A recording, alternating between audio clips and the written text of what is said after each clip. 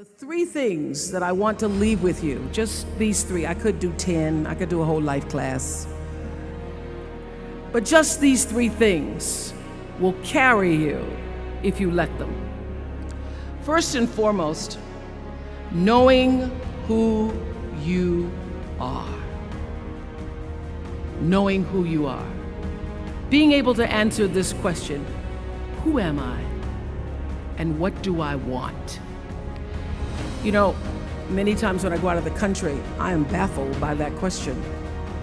To explain what is your occupation, I've stood there for 10 minutes. Well, am I a talk show host? Well, I'm more than a talk show host.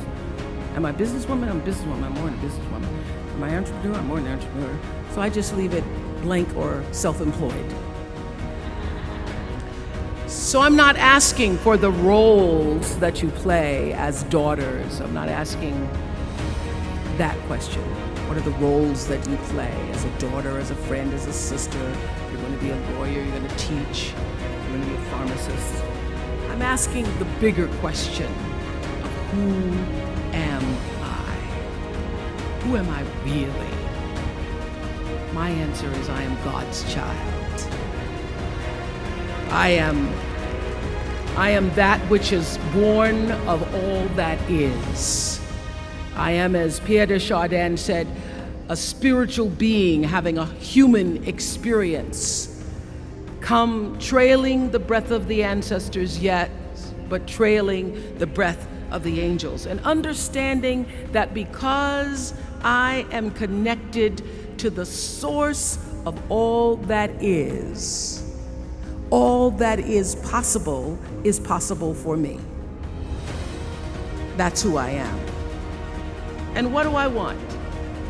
I don't want to just be successful in the world. I don't want to just make a mark or have a legacy. The answer to that question for me is I want to fulfill the highest, truest expression of myself as a human being. I want to fulfill the promise that the Creator dreamed when He dreamed the cells that made up me. What do I want? You must have some kind of vision for your life. Even if you don't know the plan, you have to have a direction in which you choose to go. I never was the kind of woman who liked to get in a car and just go for a ride. I had a boyfriend who would say, let's just go for a ride. I want to know, where are we going? Do we have a destination? Is there a plan? Or are we just riding? What I've learned is that's a great metaphor for life. You want to be in the driver's seat of your own life, because if you're not, life will drive you. So, knowing who you really are in this space and time that we embody. That's number one. What do you want? Who are you? Number two, you must find a way to serve. Martin Luther King said that not everybody can be famous, but everybody can be great, because greatness is determined by service. Now, we live in a world where everybody wants to be famous and where we admire people for just being famous. We think being known brings us value. The truth is, all of that will fade in time. In 3 years, you won't be able to name the housewives of Atlanta. The real truth is that service and significance, service and the significance that you bring to your service is that which is lasting. So to be able to, whatever your occupation or job or talent or gift is, our honorees today getting doctorate degrees, to apparently opposite fields, HIV and AIDS and the spoken word. But what they have in common is service. Using the spoken word in service to community and the world.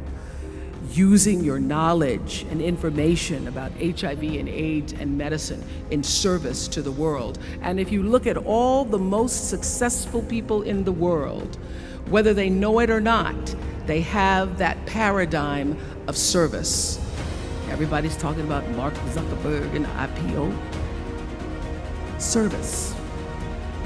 Jay-Z rapping. Service. Through the word, to people, through song. For many years, I was really just happy to be on TV, and people would stop and say, "Oh, you on TV?" Yeah, I'm on TV. I like being on TV. It's a nice job. And it was about the time that I received my honorary doctorate from Spelman around 1993. So I don't know if that had something to do with it. I thought of myself as Dr. Winfrey. That I went back and I took a long look at what it was I was doing on TV and made a decision that I was no longer going to just be on TV, but I was going to use TV as a platform, as a force for good, and not be used by TV. And I will tell you, my decision to make that significant change in the way I operated on television, using television as a service, changed my career exponentially. Service through medicine, service through art. Using whatever it is you produce, your product, as a way of giving back to the world. When you shift the paradigm of whatever it is you choose to do to service, and you bring significance to that, success will, I promise you, follow you. Service and significance equals success. That's number 2. Number 3, it's so simple, but so hard to do. Always do the right thing. Always.